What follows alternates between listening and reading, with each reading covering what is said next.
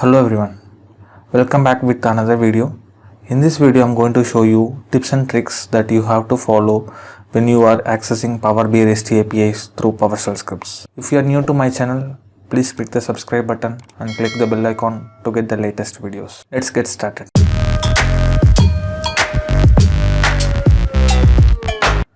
In this session I'm going to give you two important tricks. If you follow the tricks, you can make your PowerShell scripts more effective. Let's take a scenario. I have two Power BI paginated reports.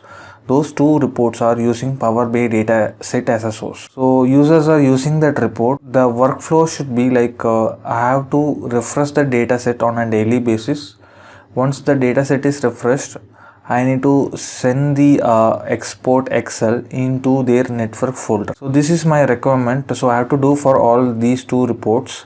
So I can combine these two reports workflow into a single file, and I can handle them using if else or switch statement. And when I want to trigger, I can pass the parameter name as a first report name or second report name.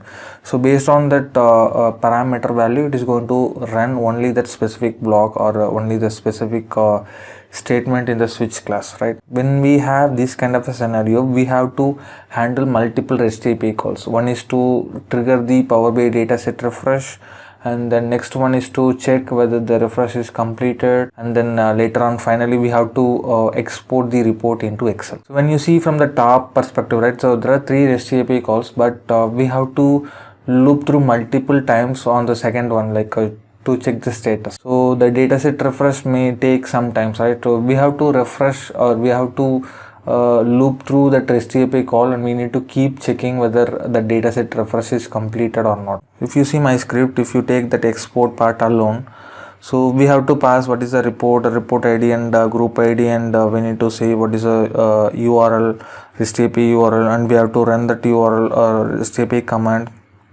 And we have to loop through multiple times just to make sure the file is ready for download. So we have to handle these many things, like looping things for single REST API command or multiple REST API commands just for a single report, right?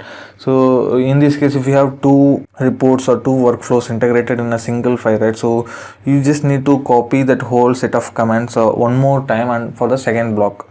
So which you can avoid by creating a function, and you can take all of these steps into that function, and you can call that function within each block. So which means you can reduce the number of lines, and also you can easily manage if you have any changes in the future. You can do on the single function or single block, which will be reflected on all other blocks, since we are calling that function. So the next thing I need to cover is an important trick, like retry command. So for example, we are using multiple REST API calls, right? There could be multiple reasons that REST API call may throw an error message. The network might be slow, or network is down, or even the REST API server itself down. So when you have these kind of scenarios, right, we have to give some time, and we have to retry it again one more time. So here I have a retry command block. So here this retry command block not just for this Power BI REST APIs. So you can use this block as a generic thing, and you can run any commands, the PowerShell commands. If the command is failure in a one time, you can retry it multiple times based on the requirement. So in this block I have a input parameter called command, and this is action just to kind of a dummy. So if you want to print something, you can say an action. So but this command is a mandatory prompt where we have to pass it. And here current retry, I just make it as a 0, and then again success variable I make it as a false for initial time. And later on, right, I'm handling with the do and while. So it is going to handle, or it is going to run this whole block until we get the success.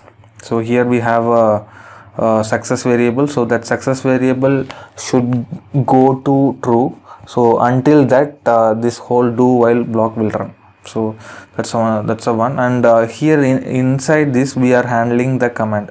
So result is a variable where we are passing like this at symbol and command the variable. So when we say these things, right, so whatever command that we are passing, that command will run and the results will be stored in the result variable. And once this particular line is succeeded, I am just changing the success message as true and returning that result.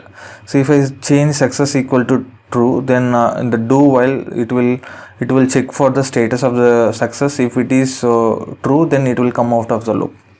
So in case if this line is failed due to some reason, so and then it will not go to the rest of the two lines, it will directly go to the catch statement, because we are handling this with try and catch. So in catch statement, it is going to check these conditions if current retry is greater than or equal to 3. So we already make it as 0, right? Current retry is 0. So if that is the case, first time it will not go into this if loop.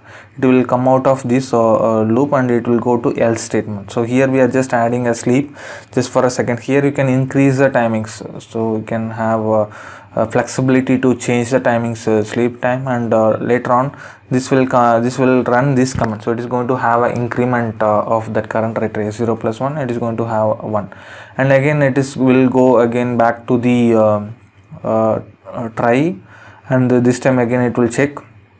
If again failure, and it will come to catch. It is going to try the same thing for multiple times, and when the retry count or current retry count is greater than or equal to 3, right, then it will go to this block and it will throw a message and it will come out of the loop.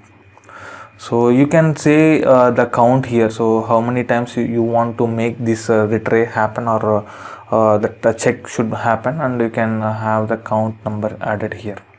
So here I have call export.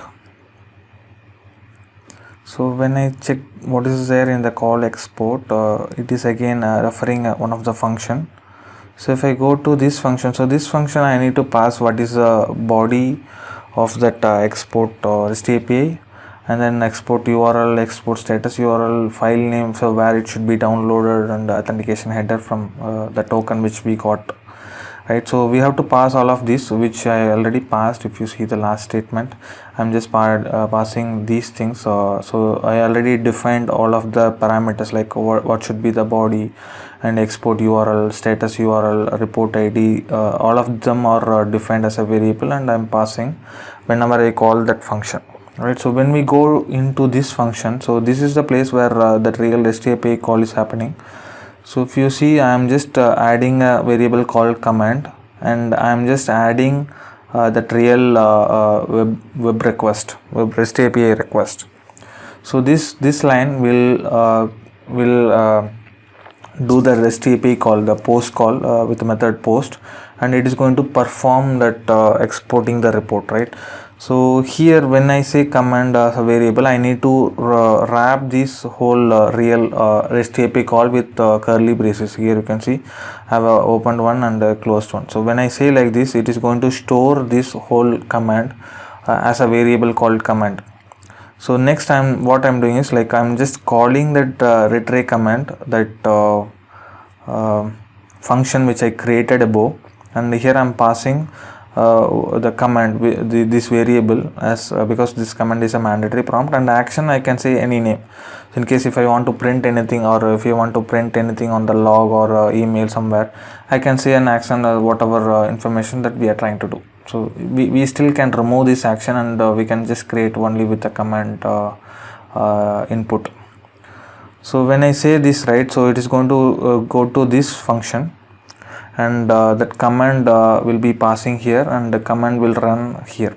That whole invoke REST API command will run here, and the result will be stored in this result variable. I hope you like this video. Please click the like button and share it with your colleagues. If you want this file, you can get the link from the description box.